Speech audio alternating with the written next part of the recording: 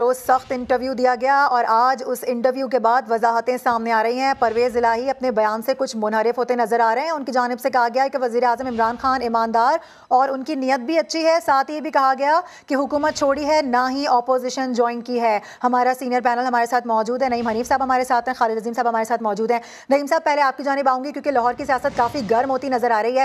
گزشتہ روز کی اگر ہم بات کریں تو لگ یوں رہا تھا کہ بس اب الگ ہوئی کہ تب الگ ہوئی، لیکن آج اس انٹرویو کے بعد اس طرح کی وضاحت کیا سمجھتے ہیں آپ؟ کیوں دی گئی ہے وضاحت؟ جی بالکل، کاف لیگ کی طرف سے جو ہے اس طرح کی صورتحال پچھلے ایک ماہ سے ہی چل رہی ہے۔ کبھی جو ہے وہ ہانڈی کے پکنے کی بات کی جا رہی ہے، کبھی جو ہے وہ دیگ جو ہے دم پر پہنچ جاتی ہے، مگر کسی نتیجے پر اس لیے نہیں پہنچ پائی کاف لیگ کہ ڈے فرسٹ سے ہی کاف لیگ کی جو ڈیمانڈ تھی، جو ان کا بیسک مطالبہ تھا، وہ وزارت اعلیٰ